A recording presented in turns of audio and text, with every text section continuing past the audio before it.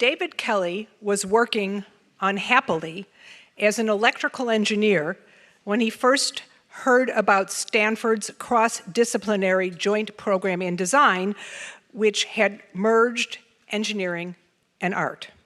What he learned there, a human-centered, team-based approach to tackling sticky problems through design, propelled his professional life as a design thinker. In 1978, David Kelley co-founded the firm that ultimately became the award-winning global design firm IDEO. IDEO created many icons of the digital generation. The first mouse for Apple, the first Trio, remember those? The thumbs up, thumbs down button on your TiVo's remote control. But what matters even more to him is unlocking the creative potential of people and organizations so that they can innovate routinely. In his new book, Creative Confidence, he advises that creativity is about believing in your ability to make change in the world around you. It is the conviction that you can achieve what you set out to do, and that this self-assurance, this belief in your creative capacity, lies at the heart of innovation. David's most enduring contributions to the field of design are a human-centered methodology and culture of innovation. More recently, he led the creation of the groundbreaking D School at Stanford, the Hasso-Plattner Institute of Design. Today, David Kelley serves as the chair of IDEO and is the Donald W. Whittier Professor at Stanford, where he has taught for more than 25 years.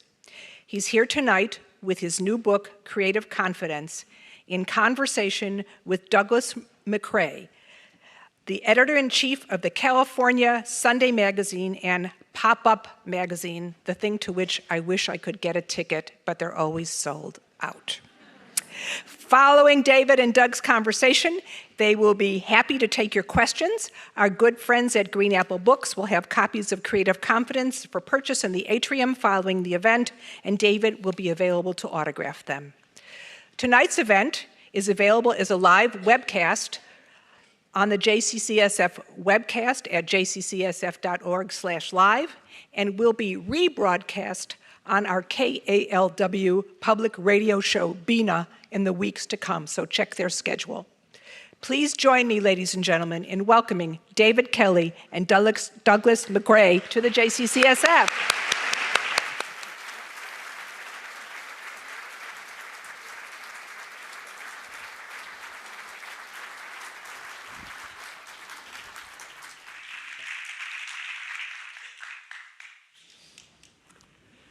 So on page 97. Yeah, I remember it well. You know, you have the header begins interview techniques. Yeah. Are you sure that's true? I took a special interest in this page. It was actually, I'm not making this up. When I first got the book, I opened it to the middle. And I actually opened it to this page, and so I folded the corner to make sure that I didn't forget that. But what it says is actually that talking to people and interviewing is a little bit overrated. Yeah, I think, don't tell them that. I think they paid to come in. We're here. Yeah, we use lots of interviews. I mean, interviews are enlightening, but we're trying to uncover non-obvious needs that people have and then satisfy them. It's the way we innovate, right, is we try to understand what's meaningful to people. And if you ask people that their responses are so full of their filter, it's like you're really talking to their representative, not to them. They're in their whatever, they're putting their best foot forward, so to speak, whatever they think that is. And we're trying to get behind that, right? So observation is much more enlightening. If you watch somebody if we're trying to help somebody improve a piece of software, if you watch them, and it's a new piece of software, right? So they're grimacing most of the time that they're using it and they're having trouble. And then you ask them, how was it? They say, oh, it's great, or it's fine, right? Because they're they're trying to show you that they were, smart enough to be able to figure it out, right, or something. But all you really have to do, if you watch those grimaces and then just record those and match the software to that, it's that thing. But my first time was that when we kind of started doing this service that we call human factors. What we do we call human-centered design, but human factors is the discipline of these people who are kind of like anthropologists to do it. And I'm with one of the young anthropologists, and we're trying to help Pepsi, I think it was, design a new vending machine. We go to Japan, see how, because they're cool and they are really hip on vending machines and stuff. And we're standing there watching this person use a machine, and I'm an engineer, right? And so I'm looking at it, I can't see, and she says, "Do you think it's right that the Pepsi comes out at your ankles?" Right? Well, I never saw it. So you need to develop a way of looking that's just kind of this open-minded, way of looking. And you sit there for a while, and it was so obvious that people are like on their knees with their arms up in the machine, and you're getting a good view of their behind, as they're like. So anyway, So maybe we should just observe you for a while. Yeah. You can just forget we're here. Well, if you observed me in my habitat, if you were in my studio or you were at Stanford, you would learn a lot about me or a professor or whatever when you watch them. I think you ever had that in a restaurant and you look across the room and you see somebody and you say, "I don't know them, but I don't like them." There's some your history, your intuition has been informed by your experience in that way, and so we're actually quite good at it. My mentor Bob McKim, who started the program at Stanford, said to me a long time ago, "A fish doesn't know he's wet." And that's it sounds silly, but it's kind of profound. I realized that the stuff that's right around us, that's familiar to us, we can't see it. And was this obvious to you in the beginning when you were getting into design? It seems when you see the work, it seems to make so much sense, but this wasn't always the way people did things. No, the design profession is really it's really gone through a transformation, which has been fabulous for us, for Stanford and IDEO, and for people that are like-minded with us. Is that design had always been kind of primarily about aesthetics and about an individual kind of thing, the talent of the artist, sort of, and that was great, and that still exists. But design has moved to what we're calling design thinking, where it's a team sport, and it's about how you routinely innovate. How do you come up with new ideas that benefit the world? And so that's really expanded our role. I'd have to say, especially at Stanford, I've been there actually 35 years, and for the first 25, I felt like I was kind of at the kids' table, and if the president of the university came down, he was coming down to say, "Where do you get shoes like that?" Or design questions, right? In that way. Maybe a business card redesign. Yeah, exactly.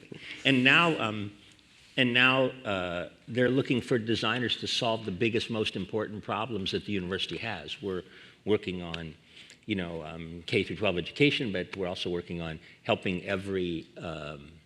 the university would like every Stanford student to be confident in their creative ability. So take us back to when you started IDEO. Was this thinking in the air already, or was it set the stage? What were you seeing out there in the design world and the world of people who hired them? Yeah, so design was, we're talking about people like Charles Eames and Raymond Loewy and people who really were talented and doing great things, but I wasn't. All things happen because of some kind of insecurity or deficiency in the person starting the thing, I think. And so I wasn't that talented, So it was hard to compete with those guys.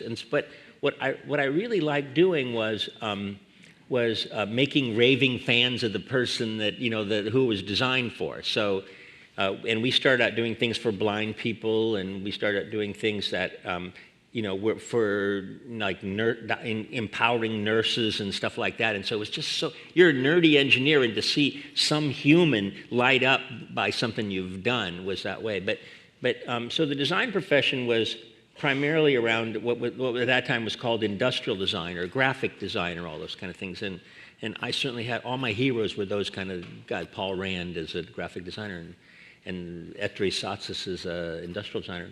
And, so I graduated from Stanford, and I was more like a hybrid engineer who appreciated design, right? And so I decided pretty early on that this was going to have to be a team sport for me, where design prior to that time was an individual sport. You could name the person who was the head of the firm. You know, you named the architect, and everybody else kind of was subordinated to that in some ways. And I didn't want that. I wanted to build the stage and let other people perform on it. And so, so when I started, I realized it was a team sport. So I wanted to bring different disciplines together and go attack the problems for that with that multidisciplinary team. And what it turned out was, it really was quite exciting how you could get to new ideas that have never been thought of before, because these talents had never been in a mashup together, right? So you take a business person and an anthropologist and a philosopher and an opera singer and find wherever you can find in that way. And if you could get them, so design thinking is this methodology that we use, and it's human enough that they would build on each other's ideas, as opposed to just fight with each other and leave in a huff, which is what was going on before in multidisciplinary things. But for some reason, this human-centered approach allowed different disciplines of people to come together, and then they started building on each other's ideas. And one would have an idea, and the other one would think, that's not a very good idea. But instead of tearing them down, which they had done before, they said, the next thing that comes out of my mind will be something that fixes the problem that I had the insight that was wrong. But you go to the follow the tree when you have these different disciplines together is really, really exciting, because you go to new places, you just do, right? There are probably some people listening who don't know exactly what IDEO does, or they don't know what it's like to be in the office working on a project.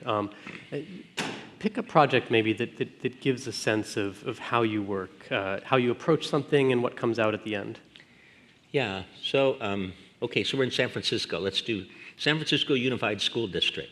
San Francisco Unified School District hires us to look at a bunch of stuff, and we end up looking at lunch. I mean, like what a great thing, lunch, for kids, right? And so you go in into the cafeteria, and the first thing you notice is that there's hundreds of kids. 53,000 lunches a day are served here. You go into this kind of gymnasium-like space, and the kids are running around screaming, and the adults are all screaming, "Shut up, be quiet!" What a dumb thing. I mean, you can't get kids. I mean, you don't put kids in a gym and then tell them to be quiet. So you can already see they got the wrong thing going, right? The wrong attitude going. Anyway, so you go in and you observe for a while, and you start to see, and pretty soon you figure out with our human factors mindset, with our, this observation and so you interview everybody, all the stakeholders. You interview the principal, and you interview the people who give the food out, and the kids, and what are those interviews like? What do you ask them? Well, you ask them, questions that lead you to what they value. You say, what's your favorite part of lunch and stuff, and you start to see, well, first you realize nobody's asked the kids pretty quickly, but the first thing the kids say is, I think the solution here is ice cream all the time. If you just started serving ice cream from the minute we get in here to the time we leave, that would be perfect. Right? I'm not sure they're wrong. Yeah, right. Anyway, so you interview all the stakeholders, and then you watch, and pretty soon you realize, we call this need finding, and the act of figuring out what's worth working on is wildly, in my opinion, more creative than the actual problem solving, because we always talk about problem solving. But I think, especially as the US, we're very good at problem solving, but not so good at what problem is worth working on. So if you watch kids at lunch, pretty quickly you realize lunch is not about food for them. Lunch is about socialization. I mean, you've just been on all these classes with a bunch of people, and now is a chance to be with your friends, because they come from all over school, right? I can be with my friends. And so you waste a lot of time standing in line, getting your food and stuff, and it's not about food for them. So now you realize that you want to you want to design an extraordinary experience for them about being with their friends, not an extraordinary experience about lunch, because they don't care about that. I mean, some large percentage of kids don't eat lunch because they want to be with their friends, they want to avoid that. Or the stigma of that they're on some food program, whatever. There's all kinds of reasons that they don't eat lunch. But anyway, so we go in there. I promise I won't make the whole evening this one discussion. And so what happens is we figure out that once you do that, then it's pretty clear what to do. Don't let them stand in line. Bring out the people from behind the counters that are serving lunch. Make lunch a kind of a family-style thing, so when the kids come in, they can sit down at a table right away and start enjoying their friendships of their friends, and then being with their friends, and then we'll have those people serve family-style. But here's the big win. We serve the fruits and vegetables first. They're hungry. There's nothing else on the table. They eat the fruits and vegetables. Like this. I mean, the federally mandated thing is you only have to get the fruits and vegetables on their plates. They don't eat them necessarily. So that's a big win. But the thing I have to say is that with this human-centered approach, you uncover all kinds of very human things. And in this case, the team's standing there and they're watching a young kid putting food in his backpack, and that's you're not allowed to do that in this public school. And so the teacher goes up and says, I'm sorry, what do you do when you can't? And he says, my mother's hungry. So it's really cool. So now we have a project which is, dinners that in the federally thing where dinners you can take home. We haven't done this yet, but I mean, the idea is that there's a bunch of these brown boxes that if you kind of either you pay for it or you're eligible from some federal thing that you can take food home to the family at night. So it's pretty exciting. And you would think if you hear about a project like that, you would think it's nothing like designing a product or working with Apple or any of these other things. But it's a similar methodology. It's exactly the same. You try to understand what people value, what's a need that people really have. And then what you do is you just prototype. I mean, our methodology is really what we call bias towards action, which is not, there's not a lot of planning and sitting around. Those meetings where you sit in the room with everybody's got their laptops open and it just lasts forever and you don't seem to get anything done and then you come back and do that again next week. We just don't think that's high value.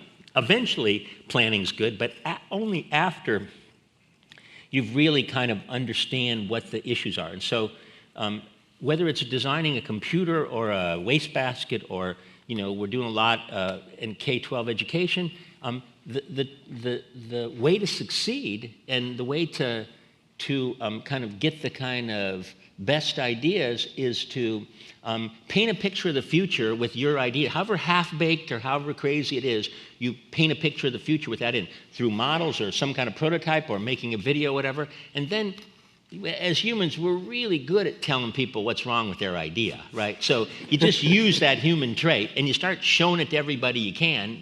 I think the cars are gonna come to your house and pick you up rather than you driving them, or whatever your idea is. And you make that tangible, so visual, so they can tell that's the design part.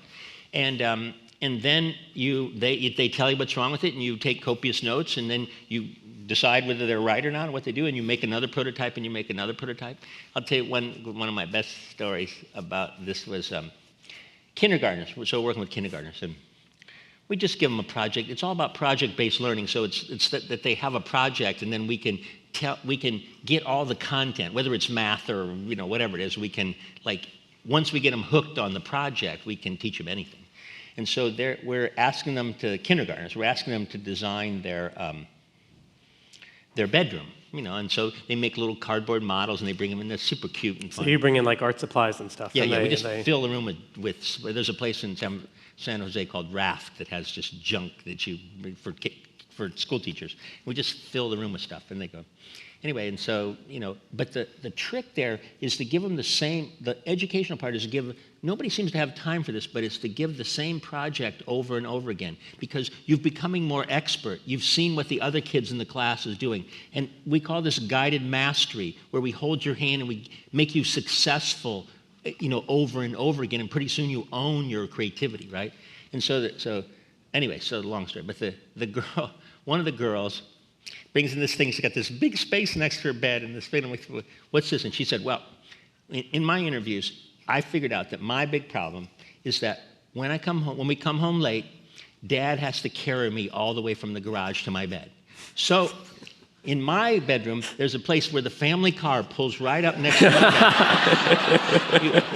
bed. You open the door, and I roll out into the bed.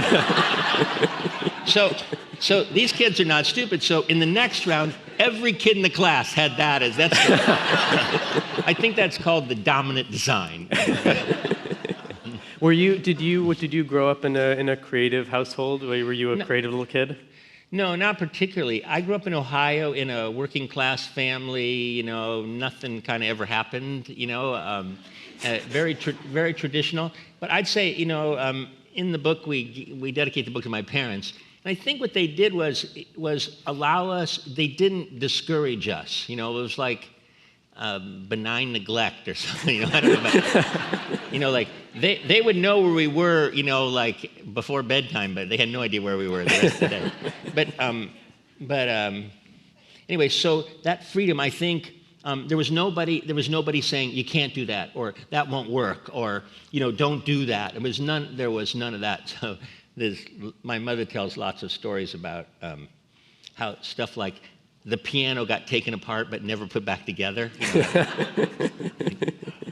Yeah, you mentioned in the book that you shared a room with your brother for 14 years. It seemed to me that might be good preparation for writing a book with him.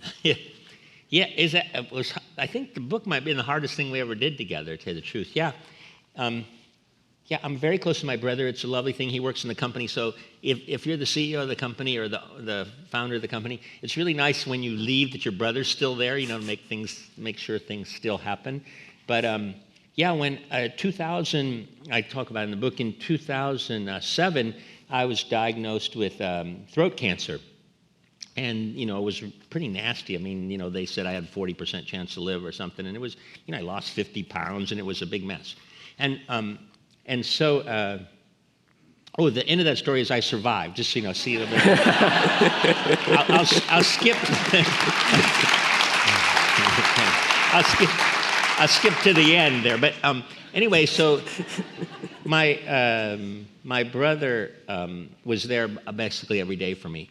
And so when it was clear that I was going to survive, we decided we would do something. We would do something overt, rather, because we kind of divide and conquer and weren't doing many things together in the company. So we decided we would travel together and we'd do a project together. So we traveled. It was lovely, mostly in Japan, and just two of us, and it was lovely. Right after I got over the cancer stuff, and then the project we decided to do was the book. And so that book is our jointly thing. He's much more of a writer than I am. I'm more of a kind of I'd rather build the Taj Mahal out of toothpicks than to write a paragraph. But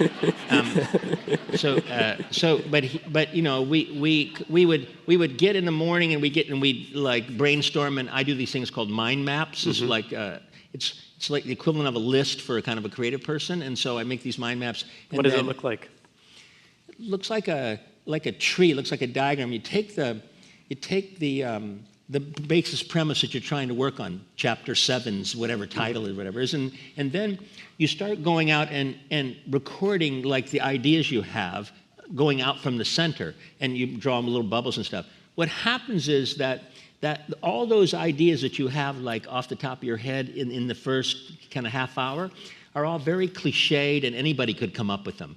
But what you do is you force yourself, given that inspiration of that branch of the tree, to push yourself further. You keep asking yourself why, what it says, they say why, and you just keep going further out. And you eventually get to each of the branches away from the center, you get to a place that you hadn't been before in your own mind, right? And that's powerful about it. So we would do that, and then he would convert those to ideas, and then and then write them, basically. And when you were doing this, I'm sure it reflected a lot of the idea generation that you would have at IDEO. They look just like normal IDEO boards on any subject. Yeah. But then the thing I was curious about is you've been brothers longer, obviously. Were there ways and were there times that broke the system down? That sort of being brothers, you had to alter the way you do things a bit.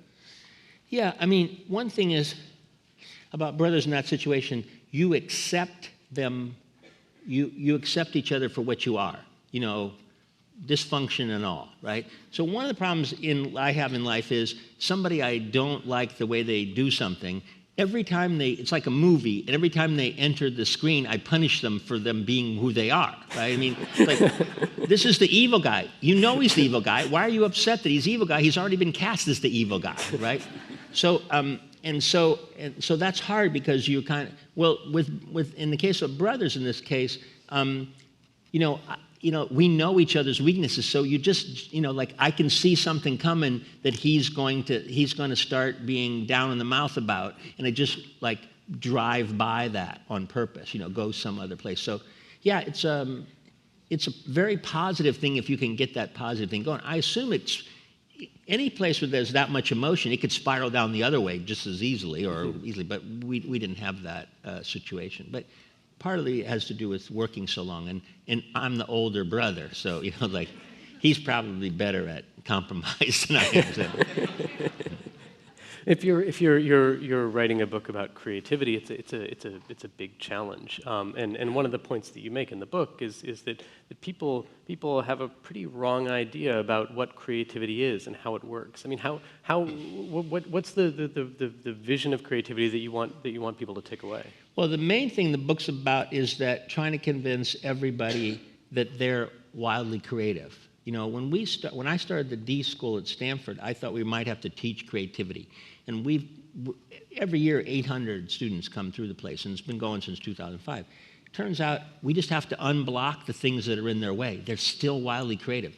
What happens is, from our research, is that sometime about 9 years old, when you start being aware that other people are noticing, you, before that, you're completely open loop. I love kids where, like there's no fear, no concern about what other people think. You just scream loudly at, whatever you want to, right?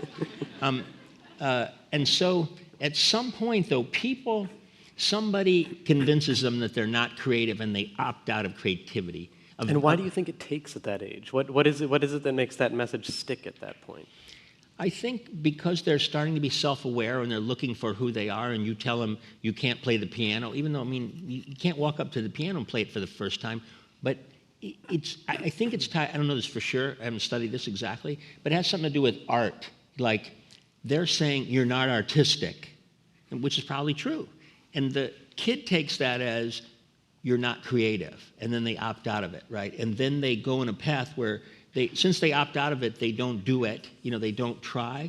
And by the time they get to me in college, it's pretty ingrained that I'm an analytical person, I'm a doctor, I'm a lawyer, I'm an engineer, I'm not a creative person. In fact, ad agency do us a real disservice by saying they divide the company into the creatives and the not creatives. That's not helping. And so, what we find though is if you can get somebody and you can, through projects, you can get them to see, we call this guided mastery, and we give them a small project and we help them be successful, and then a bigger one, and then a team project, and we just up the complexity, and eventually they say, oh my God, I'm a creative person, or my team's a creative thing. So the way I got on this was, there's a professor at Stanford called Albert Bandura. If you're a psychology major, you know who the hell Albert Bandura is. Bandura, if you look at Wikipedia, they say Bandura is the fourth most important psychologist in history. Freud, Skinner, Bandura there. And so he believes that this guided mastery is the way to to stop people's fears. So his research is like snake phobias and spider phobias and stuff, and he holds the people's hands, take them through a lot of small things, and he basically can move these people from not going outside because there might be a snake out there to being totally cured. in a very short period of time. And it's exactly what we do. It's like, I'm dealing with the fear of being judged. Mostly people don't do creative things or live creative lives because they're afraid of being judged, right? He's got the fear of snakes, I mean, pretty tangible. But his success, he shows how once they've broken this fear and they've moved to what he calls self-efficacy, which is similar to creative confidence, it changes everything in their life. They have more stick to it. They make better decisions about what they need to do in life. They kind of in the face of failure, they're more resilient. Like, it's pretty cathartic, and we see that in the students over and over again, that once you've broken that I'm not creative into this confident place of self-efficacy, it changes a lot in their life. They change professions, and they change their direction, and they make a pivot in their lives. And when did you start? I sound like Tony Robbins sometimes. When did you start thinking about this? Was it working with people at IDEO? Was it working with clients? Was it later at the university? To say the truth, the way I got to this was I was watching people who were insecure.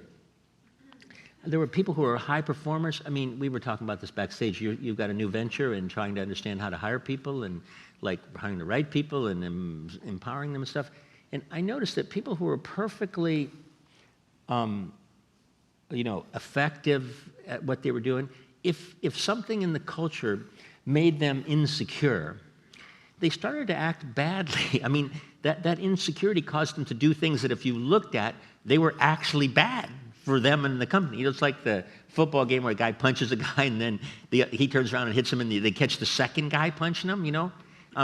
And so I was trying to understand why this being insecure was so debilitating, right?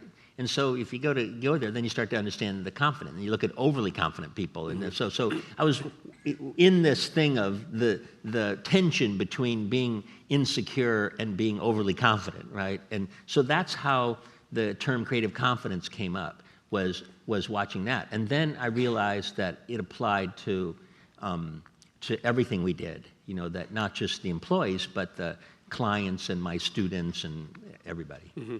You give some tips in the book, and some of them I think would be hard for people at first. You talk about being sloppy and making a lot of stuff. Yeah. Talk about that at IDEO. When did how does that factor into the work? Yeah. Well, this notion, like I love these things that say, you should learn to fail. Fail's good. I'm thinking, whoa, we don't want to fail, especially at the end. I mean, you might want to fail at the beginning a little bit, but failing at the end, ooh, that's not good. And it reminds me so I have a good friend named John Cassidy. We call him Cass, and he started a company called Klutz Press. You remember Klutz Press, mm-hmm. right? Klutz Press. If you have kids, you probably bought, a book that has, face paint tied to it or something. Anyways, so John, when he started out, was his first book was called Juggling for the Complete Klutz. That was his first book. And it's a funny story because he thought he was in the juggling business, so his next 5 books were unsuccessful because they were about juggling. And then he figured out he was in the book business, and wild success, sold to Scholastic and stuff. But in his book, Juggling for the Complete Klutz, he figured out that the whole problem with juggling was about confidence. It was about your fear that the ball was going to hit the floor was debilitating. You know that there's no consequence to the ball hitting the floor, yet your brain can't shut off that that's a horrible thing. The ball dropping is not good. I have my phobia about like missing the plane at the airport. I like flying, but like there's no consequence. Like I just take the next plane, but my brain won't shut off, like torturing me about how I'm going to be late for the plane. Anyways, but this. I usually call these bird walks, where I walk off into something that has nothing to do with the talk. I'm sorry. And you'll have to bring me back. I think we're talking about juggling and hitting the floor. Anyway, and so it turns out that once you spend enough time dropping the ball and desensitizing your brain to dropping the ball, you can juggle easily. I mean, really easily. It's really interesting to watch how that happens. And it's great, because you can impress the girls at parties, pick up the oranges,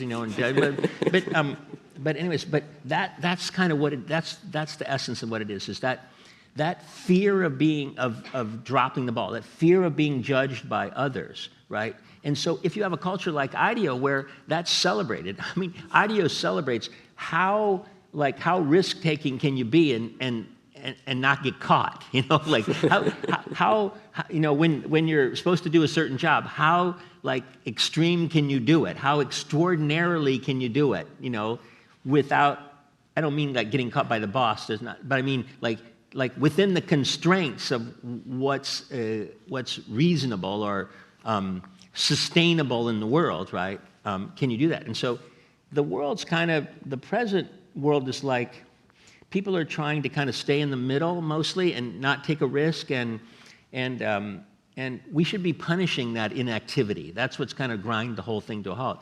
And we should be rewarding people who are, you know, trying stuff with, you know, not just wild stuff, but that are pushing stuff. And so I spend a lot of time with CEOs and trying to get the bosses of these companies, instead of when a young designer, a young you know, marketing person gets to see the boss, the CEO, they polish their things to the, you know, like they try to make it perfect, you know, stuff. And then the boss can only say this is yes or no, right? Whereas, so that's the boss's problem, not the person's problem.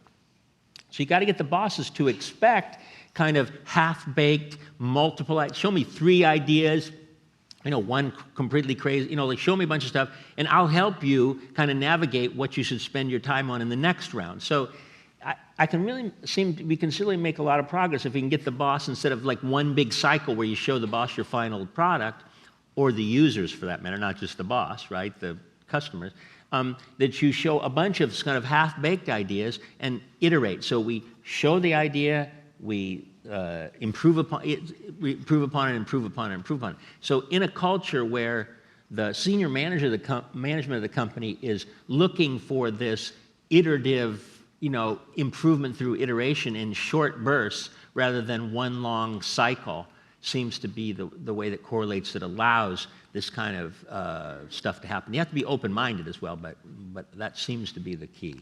One tool that you mentioned is bringing a marker into the shower. I'm not sure that would fly at every household. This is not a pretty picture. but yeah, no, so this is a concept called relaxed attention. It turns out that seems like you have your best ideas, not when you're asleep. I mean, I know you should, you know, my brother thinks you wake up in the morning and you write your best ideas down. I think that's a possibility for some people. We only have our own experience, but my belief is this relaxed attention. When you're not like trying real hard, but what you're not asleep, but you're paying attention. You know, that state, it's kind of I'm sure there's something in Buddhism that, I just don't know Buddhism, but I mean, I'm sure there's something in it that relates to it. But in that moment. So for me, I seem to have my best ideas in the shower. So I have a big, you know, whiteboard in my shower where I write the stuff down. The sad part of this is sometimes I forget and I have to send my secretary back to my shower to like copy down what I wrote earlier this morning. Right? The other tool, the work seems to involve a lot of Post-its. We should get some kickback from 3M, I think. There's a scene in the book where there are 4 IDEO people in a car, and they're either about to run out of Post-its or they've run out of Post-its, and it kind of takes on the quality of being in the desert and running out of food and water. Yeah. What will happen next? Yeah. Explain the Post-its. Yeah. So our way of coming up with ideas is collaborative, and as I said, it's a team sport. So how do you So the opposite of this is one person speaks and they say they're all our ideas, and then the next person speaks and the next person. That's not a build on each other's ideas kind of frame. So how do you, when it's all happening at the same time, how do you orchestrate that? And we do that with Post-its. So I have an idea, you're talking about your idea, I write my idea on a Post-it so I don't forget it. And then when there's a break in the action, I haven't forgotten it, and it's not exactly my turn, but there's a break in the action, so I can then get my Post-it out and put it out. So it's a way of recording asynchronously like your ideas, so that in the fray of everybody coming up with ideas, it's the placeholder, so that that it can happen. So when you watch this pretty interesting ballet, because people have different personality types and different quality ideas, and so it's it's just the way that we get all the ideas. I think Linus Pauling said, if you want a good idea, have lots of ideas. And so it's a way to flood the subject with ideas without slowing down the pace. Somehow, if you have a culture where somebody in the group gets rewarded for being so smart as to tell you what's wrong with the idea, then that kind of slows the train down, right? The whole process. So, and a lot of cultures are like that, where somebody says an idea that's kind of half-baked, and the other person says, that's not going to work because this won't work, this is up and there's not that many, right? And that's just not helpful, right? I mean, it may be true, but it's not helpful. And so, so the whole markers and Post-its, and at the D School or IDEO, you can't walk 15 feet without finding a box full of Post-its and a Sharpie, because that's the way we work. Oh, the other thing about that is that now you have this board, we put it on these big boards, and now when the brainstorm's over and stuff, you walk off with the board and you have all the ideas written down, as opposed to in a verbal thing, something gets lost. So the writing them down and drawing little pictures on the Post-it notes is also a way to record them, because we want to go back and, because you go down this path and it doesn't work, you want, what other ideas do we have, right? And they're right there, they're recorded. And so at the D School, it's a whole educational initiative built up around these sorts of ideas. Explain a little bit how it works there. Maybe Sure. talk about a class. I heard there was a class that's actually about Stanford, which I think is totally fascinating. At Stanford, yeah. There's a class on Carol Shorenstein Hayes funded The Future of Theater. We did that last quarter. And the classes are all over. I don't actually care what the classes are. I'm trying to teach the students to be mindful of process and to be creatively confident. And so I just try to feed them projects that turn them on, and then we can teach them. Once you're working on a project you care about, then it's easier to learn the things. But so the D School is an interesting place because it's an opt-in culture. The reason it's taken off is that everybody's there because they want to be. It's hard to understand that if you're a university professor and I teach required classes and people are there because they have to be, that's a completely different thing. And at the D School, there's none of those. I don't pay the professors. So and then there's 50 of them or 100 of them, Stanford professors that are world class or whatever they do, but they come there because of the students, because that excitement of those students being turned on in the way they do. So if they want to come, they either have to overload the class or they have to get their department to say, this is one of your classes now, which was hard in the beginning. The students don't get degrees. Half the classes are not for credit. So everybody's there because they want to be there, right? And that's a really different educational experience. So the way a class works is just like an IDEO project where we let the students do need finding and let them pick the project. Completely different again than your project being assigned. So they go out, they look around, they do need finding, and they come back and say something in their world usually, and they say, I want to improve the experience of taking the train from Palo Alto to San Francisco. So that's their project, right? And then they recruit teams from other students. We're really lucky that hundreds of students want to take every class, and we only have room for 40 or 50 in each class. So there's a big pool to draw on. If you need a coder, or you need a mechanical engineer, or you need a business person, and they pull them all together. The team that's come up with the idea, and then they just go out and start prototyping. And we have classes where so Stanford's on quarter system, so it's 10 weeks long. We have classes like Launchpad where you have to have your idea in customers' hands in 5 weeks, halfway through the quarter. And that's actually starting a company? Yeah, in effect. So, and I can tell you stories, like the best iPad selling app of 2 guys that started in this class, and they just sold their company to LinkedIn for $90 million, and we have students who have built the projects that are saving 50,000 lives a year because they make this kind of incubator more like a sleeping bag that keeps babies, who have trouble maintaining their weight. Yeah, explain that one. I thought Embrace? that was a really interesting project, yeah. Embrace. So Embrace comes out, I said we have 26 classes a quarter at Stanford, 800 students here. The Embrace class is in a class called Extreme Affordability, or just Extreme if you're an insider. So it's a 2-quarter course.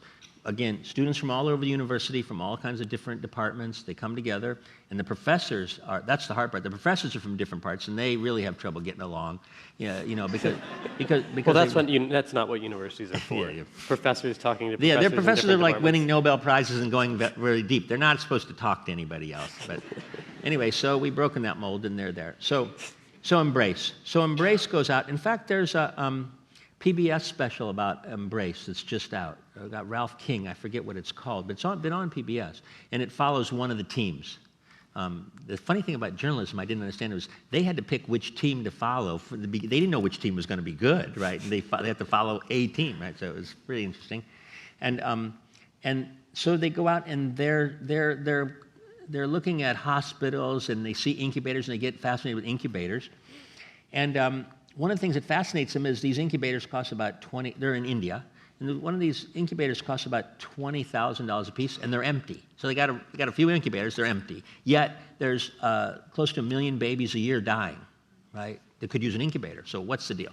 Well, anyways, again, our need finding, reframe the problem. They go away from incubators to, like, how do you keep these babies alive in the, out in the remote villages, right? And so you go there, and anyways, make a long story short, these kids who were going to take perfectly good jobs as McKinsey partners and other things, that Stanford people do, they quit their jobs, and they decide this is too important, and so they start doing this thing that's basically, it's called, like a sleeping bag that has a paraffin in it, and you heat it under hot water, and then it turns out that the babies, who have this low birth weight, if you can keep them warm for the first X number of months of their lives, they survive, right?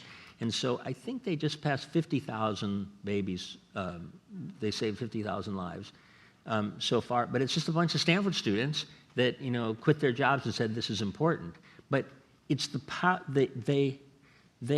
feeling that they have of that kind of bravado of we did this, like it wasn't clear where to go, it wasn't obvious, and we just stuck with it and moved to India. And I just saw a couple of them come back, which is a hardship in itself, and we're doing this, and so lots of prototypes. They had a bunch of like I saw all the prototypes.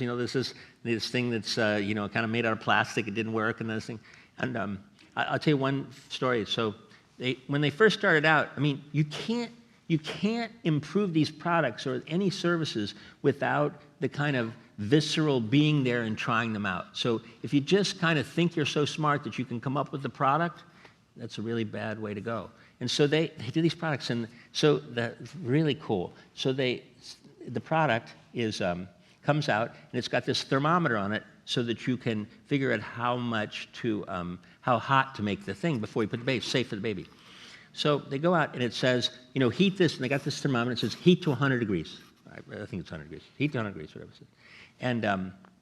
And they go back, and they're not working, and they go back, and all this observation, they go back into the field, and they're not working, they can't figure it out. And it turns out, so they finally figured it out. The woman says to them, yeah, well, Western medicine is so powerful that I only heat it up to 70 degrees. They said 100, but Western medicine is so powerful that I don't want to risk it, so I only heat it to 70 degrees, which is not enough, right? So it's really easy to do on the product. You just change where it says 100, you write okay instead of 100, and say heat it up until it's okay. When you look back at the beginning of your career at early IDEO, and you were already on this path, but without the experience that you have now, what were the things that you didn't understand yet then? What do you mean? About this methodology? What were the I'm sure it became refined over time, and Yeah. you discovered things. What hadn't you figured out yet at that point? Well, I really hadn't figured out. So I was an engineer, right? Yeah. So I hadn't figured out the power of this. As an engineer, it was kind of messy to go into people's homes or to convene a bunch of people who cared about this. We're redesigning the experience in Kaiser Hospital and like going in there and talking to the nurses and hearing about all things that are wrong in their lives. And, it's just like, it's messy, right?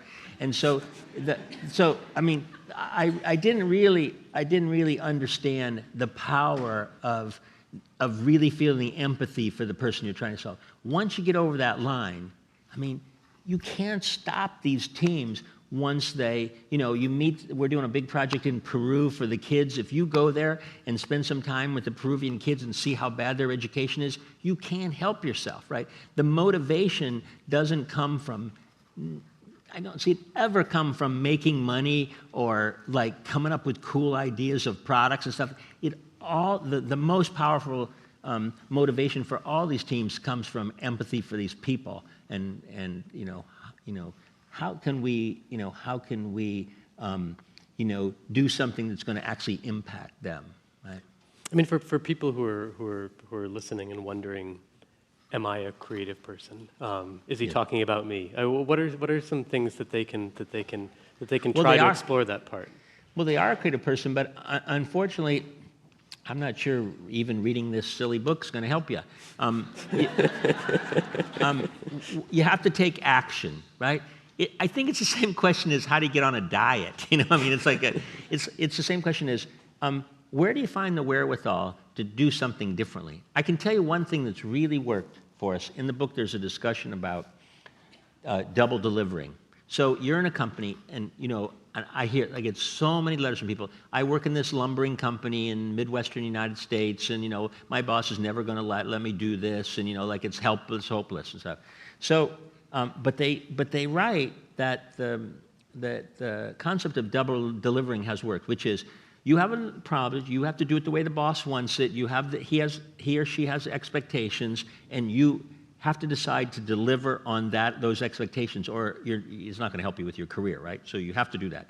But you're a young person and you're eager and stuff, then you use some of the methods we talk about by going out and meeting users and building a prototype. I mean, and then you kind of double deliver. So you deliver in the way they're expecting, and you have this other thing. And they report that they go to meetings with prototypes, and everybody else has got a yellow pad with a pencil, and they have a prototype, and the whole meeting is about their prototype once they show up, right? Because they've done that. And so I think there are ways to lower you don't risk your career, and you try some of this stuff, and pretty soon the company starts. They report pretty soon the company starts to notice that you're like more creative than the average bear, and not that they give you a better job, but like you start to get little projects. You throw the holiday party because you're such a creative person. You should have ideas, and pretty soon, after they give you a bunch of projects that are not core to the company, then they end up. A lot of them end up moving into positions where they're doing creative work. So, well, I'm sure people in the audience have questions. It would be great to give them a chance to ask some. Great. Okay, so I have a microphone. Who's got a question? Raise your hand. I have 1,000 questions. Okay. Well.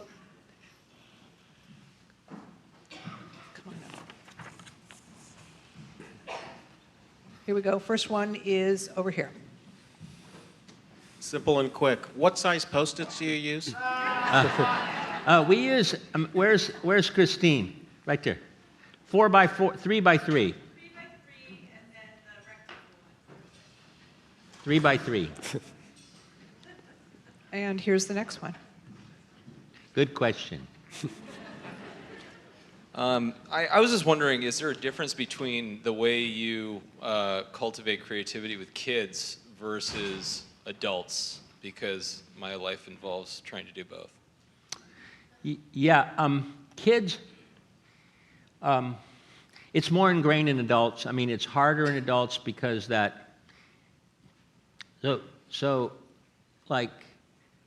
with kids, we go into kids, I do a lot of work in K-12, and we go in, even kids that are above this age that's 9 years old, and you say, okay, we're going to start out today by doing improv. Or, the kids say, okay, and some of them kind of look at their shuffle and look at their feet, but they'll eventually enter in because if you go to a group of CEOs, which we have a lot of them, and you say, we're going to start this by doing improv, most of them pull their BlackBerries out of their pocket and say, I got a really important call, I got to go. It's like we said, you're going to sing karaoke naked in front of the group.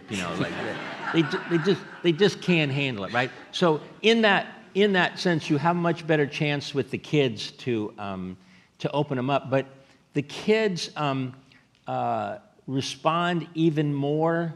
My experience, I don't know, I don't say this, to building. If you can get the kids, so we got a bunch of kids that are not enjoying this or not resonating with it. We take a couple of teachers, open up their classrooms during lunchtime, and then make it into a builder experience. They come in, and they make things with glue guns, and they redesign their chairs, and and so I find that kids will, even though they're a little bit concerned about what the other kids will think of them in some of the cerebral stuff and the kind of lesson stuff, the maker thing seems to work with kids faster than adults. Adults still won't get down on their hands and knees and cut cardboard where kids will. So the difference is the adults, you have to hold their hands a little longer and they're a little harder to flip, but the kids still have the problem that they've opted out of being creative, but they respond to the physical really quickly. Next question over on your right. A question about where your design problems come from. Do they come to you, or do you look out at the world and decide for yourself what you'd like to work on? I wish we were so proactive that we just worked on things that we dreamed up. But as a business, you want to do things that are other people's that fit other people's strategic intent. And so I would say most of our projects come from companies that have an issue and they want to come up with an innovative idea in their marketplace, and they having trouble doing that.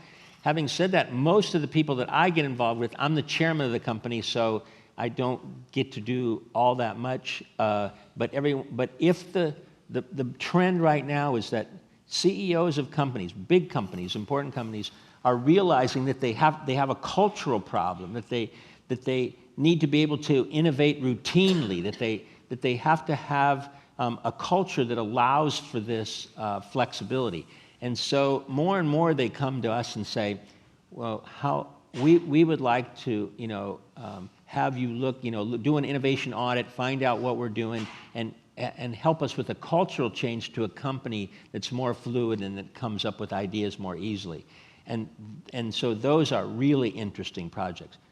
We do quite a few where we just become interested. We're very interested in K-12, and we're very interested in health on our own. So we are proactive about going out and getting those.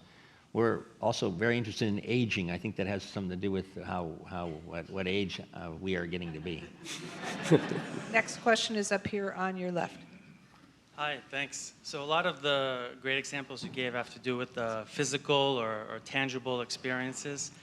Do your techniques differ for more software-based experiences? No, I mean, again, I'm going to sound like I'm, this is my religion or something, and I believe it works on everything. I mean, I'm not thinking it'd work in politics, for instance. Of course, what would work in politics, I don't know. But yeah, we have a digital lab. We do lots of digital stuff. Our stuff works the best when there's a human in the loop that their desires or what's valuable to them is not understood, or that there's a new way of looking at what's important to them that results in innovation. So it really doesn't matter what it is. So we look at checking into the Mayo Clinic or checking into the to the Marriott Hotel, or a piece of software that's for kids. Oh, I got to tell that story. So one of my favorite projects at IDEO is called Elmo's Calling. I don't know if you know this product. If you have kids Sesame Street age, you might know it. But we noticed that kids so you're looking for funny behavior. So one of the things we noticed, we watched and we were observing something else. We noticed that parents are handing their young 2-3-year-old kids this very expensive device to babysit them, like on airplanes and stuff. And like, that's really weird behavior. You wouldn't give your kid like the Ming vase to play with, right? So why are you giving them this thing? Anyways, and so we got that, and so we started that. We have lots of apps for this. We have a big relationship with Sesame Street, and we jointly develop apps. But this is really still on topic, believe it or not. The software. So we designed an app for Sesame Street called Elmo's Calling. Best-selling app in this, hundreds, millions of downloads for Elmo. So here's how it goes. Your kid's there, crying, needs to be entertained. You hand him your cell phone. A few seconds later, the phone rings. And there's a little picture of a phone, and you answer it, and it's Elmo. and it's FaceTime. So you're the little picture at the bottom, and then Elmo's picture. And you could see the look on the kid's face. Elmo's calling me? Right? And then, but here's what makes the app the bestseller. The parent can program the app so that Elmo's talking about stuff like bedtime or eating or potty training. Anyway, so we think if it applies to Elmo, it's got to apply to everything. Next question's right here in the middle. Yeah, so the mind map you mentioned, this is something which Tony Buzan popularized, or this is something of your own? I'm sure. I don't think we come up with anything, new to the world. I learned it in school. I was an electrical engineer, and I made lists when I was trying to come up with ideas, right? Just lists.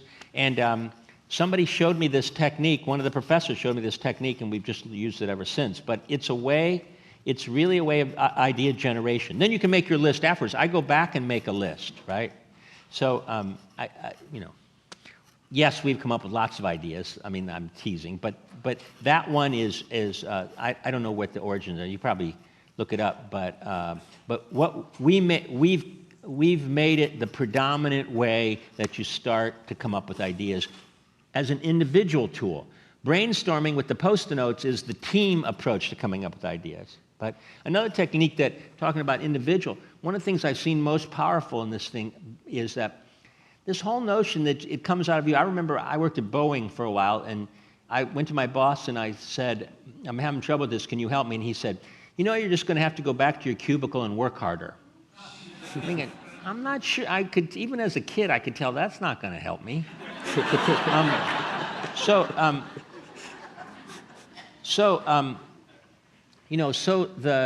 The one of the notions I've had this is like a new idea in the last year for me, which is the whole idea of a personal advisory board, right? So now I have this personal advisory board, and so I have to go to an important meeting. I have a strategy meeting on the 15th of March, right? So I convene my personal advisory board on the 13th of March. Right? These are friends of mine that have agreed to help me. And they're not at IDEO, and they're all over the place, and they come, and we sit down, and we work on my problem, right? And so, it's like cheating. Like, when I go to the meeting on the 15th, I've got 5 people's ideas. And I'm standing there, holding my cards, and I got so many ideas, I can't stand it, right? And so I think that, that turning it from an individual sport to a team sport. Now, the good news is I'm on their advisory boards, and they work at, the Bank of America or whatever. And so when they got a meeting coming up, I go and I'm on their advisory board. So I really believe in this multiple brains on the problem. And that's what's so powerful about IDEO. We got, 650 people who are all, capable of helping each other come up with ideas.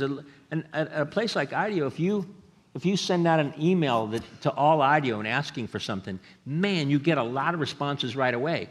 And it's not because they're not selfish. I mean, they have other things to do. It's just that they know if you put out an all IDEO email, you got a problem. You really want some help, right? And so you drop what you're doing to help them because you want that to be the case that if you send out the all IDEO email, that they're going to help you. So that is the motivation to help somebody who's in need. So David, this is Lenore. I'm way up top, and I'm going to start my own personal advisory board, and I'd like you to be the first member. And here's a question. Hello, Mr. Kelley. This is Della, and we are a graduate student in design from UC Davis. So our biggest challenge is right now to convince other disciplines in our school to work with us. As a designers, a lot of them don't trust us. So I was wondering, what is your solution or your method to convince other people to join? Thank you. It's funny. It's funny you bring that up because you can imagine, well, if you have read it all about the success of the D School, it's uncanny. And so what I get is a lot of professors calling from other universities saying, thank you very much. My dean wants us to have a D School of our own, and I've always wanted to have something like that, but now that Stanford's done it, we can do it. And I thank you very much. And he said, but I seem to have trouble getting the faculty to work together. And so it's true, it's the hardest part. It's not that I'm anti-faculty; they're wonderful people, but they don't have any muscles in working collaboratively. Their whole lives have been, in their lab with their graduate students, like trying to dig a very deep hole, to some really, a Nobel Prize, something, really narrowly, and it's a distraction. It's a zero-sum game in their minds, and any time I spend on something that's not about, depth is a distraction and is not going to help me win my Nobel Prize, right? So it's very hard to get them to work together. So all I can say is that however you get them to do it, once they do it, it's so exciting to them, especially if they haven't been in a collaborative situation. So we have faculty that are in their 80s, high 70s and 80s, that they're not going to retire because this is the time of their lives, because they've enjoyed watching those kids' eyes light up when you see them, go to this point of creative confidence is just worth the price of admission. So they're all doing it. So I'll tell you a story. So when I started the D School, I just basically went around and found all the edgy favorite professors in different departments who were willing to play. And you have to have tenure, by the way. I can't recruit anybody who doesn't have tenure because it will ruin their tenure case to hang out with us. So, they have to have tenure, and because that's about depth again. And so we do it. So get together and try to do it. And the students love to watch because the faculty fight all the time. So the students love to watch the fights. And some student eventually says, "Who's doing the grading?"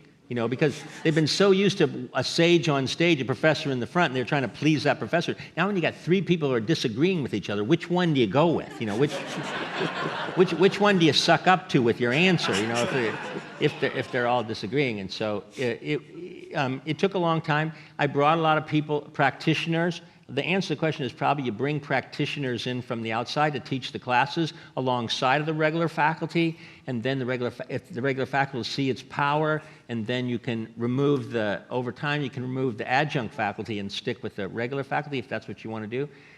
In my case, it really didn't work very well for a long time. Some of the faculty still don't speak to me, really.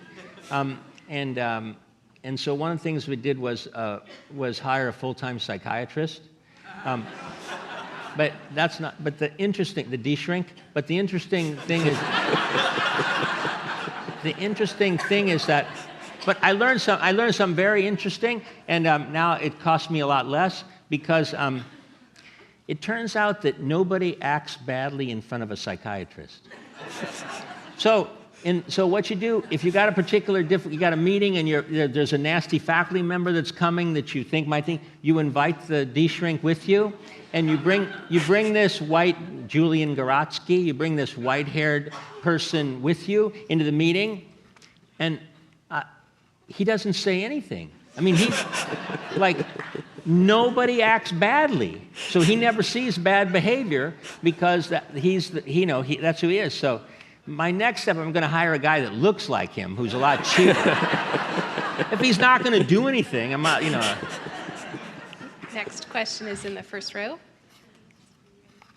So I'm asking on behalf of this young gentleman. Sure. Are you sure? Okay. The question is, I want to build a laser, but my dad says it's too hard, so what should I do?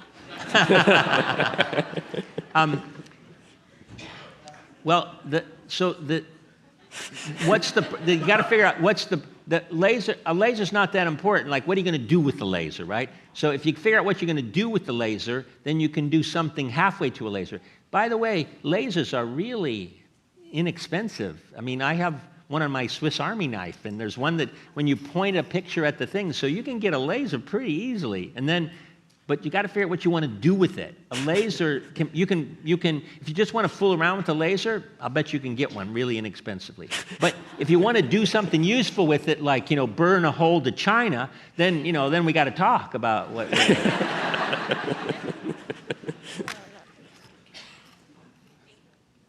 So he's been so generous with his time, and we have so many questions. I'm just going to take one more, and then we'll adjourn. I know there's like 15 hands up. What am I going to do? So we'll take one last question over here, and then we'll adjourn to some book signing and some cookies, and then we're going to have to go home. But I thank you very much. Here. Hi, David. Hi.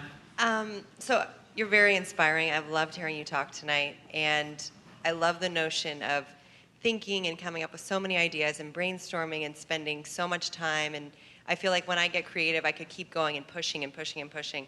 And then I have the reality set in of a budget that I'm working under and how much time I have to give. And I'm wondering how you approach that and how you make it all work at the end of the day for your clients and for you. Doug and I were just talking about this in the green room back here. I'm going to let him answer that question too. Maybe we got time. But so I'm not very financial, right? And so there's all these constraints that I'm missing because you want to do ideas that are this tension between stuff that's extraordinary and that's sustainable, right? And so you kind of have to wear both hats. I can't do that very well, so I hire somebody else that I can get along with who can be that foil, right? You go back and forth. So again, we're back to the team, right? So having wild ideas is really fun when somebody can, I really like having constraints. I mean, because I've learned that those constraints on top of my ideas result in something that's going to make impact in the world. Whether just the wild ideas don't seem to go anywhere. But this guy's just gone through. Why don't you tell us the story of how you go from nothing to a magazine? Well, we were just talking. He's just gone through this exact thing. I mean, it would be a long story, but what I can say is that if somebody wants to give me an unlimited budget and unlimited time, I will immediately take back everything that I'm about to say. But until that happens, starting Pop-Up Magazine, growing Pop-Up Magazine, starting the California Sunday Magazine, so much of it happened not because of tons of resources, but because of constraints and having to be clever it's about them. It's a positive. Yeah. So there you go, ladies and gentlemen. Please join me in thanking David Kelley and Doug McGray. Thank you so much for coming.